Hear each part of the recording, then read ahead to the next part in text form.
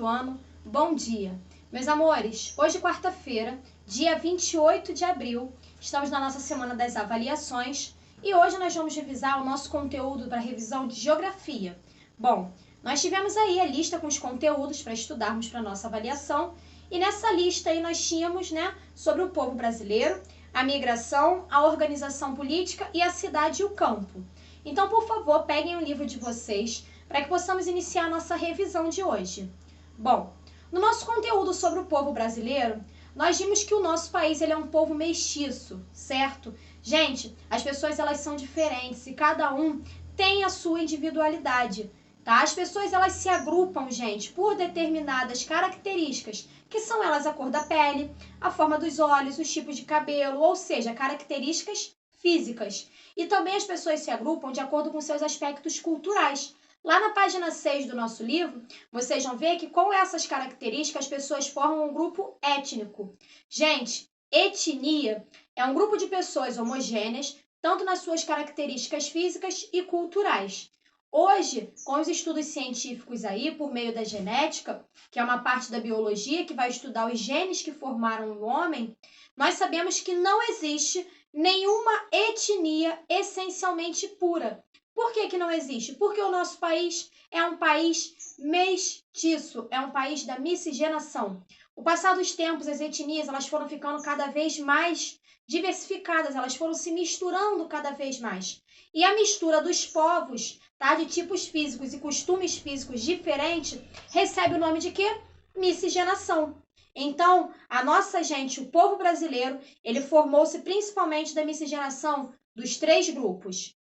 O indígena, o homem branco e o negro. A princípio, gente, o indígena aí são os nossos primeiros habitantes. O homem branco, nós sabemos que a princípio era um homem português, colonizador. Depois foram imigrantes de todo o lugar, tá? Tanto aí vinham os europeus, os franceses vinham todos aí representando o homem branco. E o negro, originalmente, era um negro trazido da África para poder trabalhar, gente, como escravo nas lavouras aqui do nosso país. O povo brasileiro é um povo riquíssimo na sua formação. É um povo mestiço. Então, miscigenação, vocês já sabem aí que é a mistura, de povos de quê? Tipos e costumes diferentes, ok?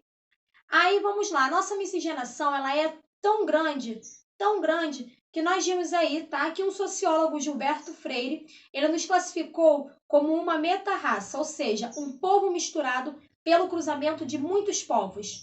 E aí essa meta-raça recebeu, então, influência cultural de todos os seus elementos formadores. Então, nós temos aí a diferença aí, os nomes dados de diferentes tipos mestiços, na página 7. Ou seja, do branco com indígena, temos o mameluco ou caboclo. Do branco com negro, o afrodescendente. Do negro com indígena, temos o cafuso. E ainda assim, gente, hoje nós encontramos no nosso país descendentes de imigrantes de etnia amarela. Quem seriam esses? São os filhos e os netos, gente, dos japoneses que moram no Brasil há muitos anos e se casaram com brasileiras, certo? Então, eles são chamados de Nisei, e Sansei, que são aí os dados nomes a eles. As características étnicas deles são os olhos amendoados, os cabelos são lisinhos, a pele alva, ok? Bom, aí nós temos também, gente, sobre a nossa aqui, vamos para o próximo conteúdo, a migração. Nesse conteúdo sobre migração, na página 12, vocês vão ver sobre o deslocamento da população pelo espaço geográfico. E ele pode ser de forma temporária ou de forma permanente, certo? Então, nós vimos que migrantes são as pessoas que se mudam de um lugar para o outro. Emigrantes são as pessoas que saem do seu local de origem para morar num outro lugar. E imigrantes são as pessoas que moram em um lugar que não são o lugar da sua origem, certo? Quando acontece a migração, gente, de um número de pessoas, de habitantes de um país, e normalmente não se modifica mais em relação à quantidade local, regional e municipal, aí então é necessário que o quê? Que o IBGE, fique atento para fazer toda a contagem novamente das pessoas. Aí, gente, nosso conteúdo sobre a migração está lá na página 12 do nosso livro, vai na página 12 até a 14. Vocês vão ver, gente, que o homem ele migra para outro país, né? Porque por conta de algum motivo. Os principais motivos aí da migração, nós sabemos que são as guerras no país onde ele vive, desastres ambientais, né? Uma busca de melhores condições de vida, busca de identificação religiosa, né? Os muçulmanos que migram lá para poder compactuar aí da tua religião, certo? No nosso país sempre existiu a migração. Muitas pessoas migram do campo para a cidade. E a essas pessoas aí que fazem esse deslocamento recebem então o nome de êxodo rural, que é a saída do campo para a cidade. E isso acontece, gente, por vários motivos. A seca do Nordeste, a falta de oportunidade de trabalho, a má distribuição das terras. Então essas pessoas geralmente elas vão em busca de empregos. Mas a migração, gente, ela não ocorre somente do campo para a cidade. Em alguns lugares ela ocorre de forma contrária, da cidade para o campo, quando a região oferece, principalmente, gente, oportunidade de emprego, ok? Aí temos sobre organização política, na página 16. Gente, para que um povo se organize, é necessário um regime de governo na qual todos se devem respeitar e obedecer às leis que são elaboradas para o bem comum. As leis, gente, elas podem estar aí escritas em documentos oficiais ou simplesmente podem ser aceitas, né, pela população, pelas pessoas. Por exemplo, todos os cidadãos, eles devem respeitar a Constituição, mas algumas tribos do interior da floresta amazônica, eles nem sequer têm ideia do que é, né, essa Constituição. Então, nessas tribos, as leis que prevalecem são as regras de convivência que são estabelecidas entre o quê? Todos os moradores ali daquela tribo ao longo do tempo. No Brasil, gente, o nosso sistema de governo é o chamado presidencialismo. E ele funciona, então, uma democracia. Nesse sistema, o povo que escolhe o presidente e os seus demais governantes. Através do quê? Do voto, né, que é o voto direto, e é um voto secreto e também do voto que é obrigatório. Então, para melhor organizar aí o nosso país, nós contamos com 3 poderes governamentais: o poder executivo, o legislativo e o poder judiciário, certo? Então, para elaborar as leis, o nosso sistema tem o poder legislativo. Aí, para que a ordem seja observada e cumprida, a nossa nação brasileira, ela tem o poder judiciário. E o poder executivo é ele quem é responsável pelo cumprimento das leis, certo? Ele se divide, então, em poder executivo nacional, certo? Em poder executivo estadual e também no poder executivo municipal, ok? Aí nós sabemos sobre a Constituição, todos devem respeitar essa Constituição, certo?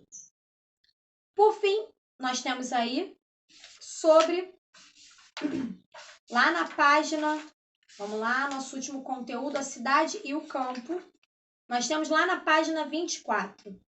Lá na página 24, vocês vão ver o seguinte: nós podemos perceber claramente a divisão entre paisagem da cidade e uma paisagem do campo, certo? Nós sabemos que temos aí, então, a área rural e a área urbana, ok? Nós sabemos, gente, que no campo as pessoas elas estão mais ligadas à terra e elas se dedicam às atividades econômicas primárias, que são agricultura e pecuária. Muitas vezes os produtos que são adquiridos com o trabalho na lavoura e na criação dos animais são de consumo próprio daquelas famílias ali que estão produzindo. Nesse caso, nós dizemos que está sendo praticado aí uma policultura da subsistência. Ela geralmente, gente, é praticada juntamente com a pecuária. Então, as construções são simples, geralmente aí não possuem mais do que 2 andares. Os animais, eles ainda são utilizados como meio de transportes, né? Não tem agitação, não tem poluição, não tem acúmulo de lixo. Gente, assim é a forma como o homem se relaciona e convive nos espaços aí, né? Tanto urbano e rural, vocês vão ver que é bem diferente uma da outra. A forma que o homem convive no campo é totalmente diferente da forma do homem que convive na cidade. São paisagens aí, tipos de trabalho, tipo de locomoção, alimentação, o modo de vida, né, que se adaptam aí a cada local, que seja da área urbana ou seja da área rural, certo? Então, nosso conteúdo de geografia. Agora eu vou fazer com vocês, gente, umas perguntinhas que eu separei aqui nos meus envelopinhos, aqui nas minhas tarjinhas, aqui no quadro, e eu quero que vocês me respondam com atenção. Vamos começar com a cor azul. Primeira pergunta. Vamos lá, hein, sobre o nosso conteúdo de revisão. O presidencialismo é o sistema de governo do Brasil ou do Reino Unido? Vamos lá. Respondam aí para mim. Presidencialismo é o sistema de governo de onde? Gente, sistema de governo do Brasil, ok? Vamos para a nossa próxima pergunta. Vou pegar aqui a cor verde. Vamos lá.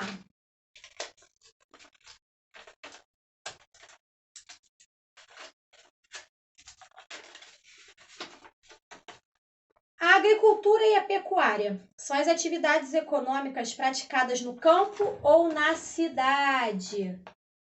Agricultura e pecuária, acabei de falar com vocês, são atividades praticadas aonde? No campo, certo? Agora aqui, o roxo. Vamos lá. O que é imigração? O que é imigração? Vamos lá, não confundam, hein? Imigração.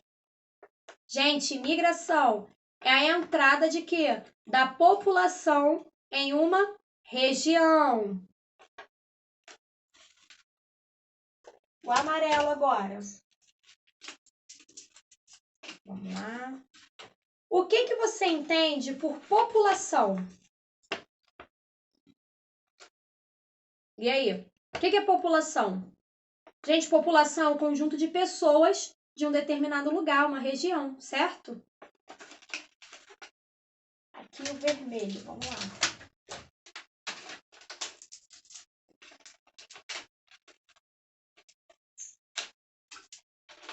Deixa eu ver. Devemos respeitar as leis da Constituição, porém existem outras formas. Na floresta amazônica, quais seriam essas formas? E aí? Quais seriam essas formas que existem na floresta amazônica? Gente, nós vimos aí no nosso conteúdo que as leis, elas são as regras de convivência que são estabelecidas entre todos ao longo dos tempos. Então, nós sabemos que lá na floresta amazônica, entre os indígenas, prevalecem as leis e as regras de dentro de quê? Da aldeia, dentro daquela tribo, certo? Eles nem fazem ideia de que existe uma Constituição no país que eles devem respeitá-la, ok? Agora o rosa. Vamos lá. Essa é moleza, hein? A saída de pessoas do campo para a cidade, ela é chamada de... E aí? Como que é chamada essa saída das pessoas do campo para a cidade? Gente, estamos falando do êxodo rural. Nossa última perguntinha, vamos lá.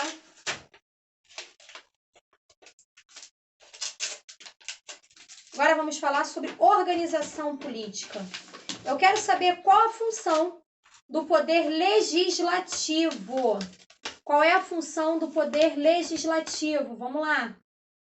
Gente, poder legislativo tem como função criar as leis, ok? Bom, nosso conteúdo tá aí completinho. Façam o conteúdo com atenção. Revisem o conteúdo, tá bom? Um beijo grande, meus amores. Tchau, tchau.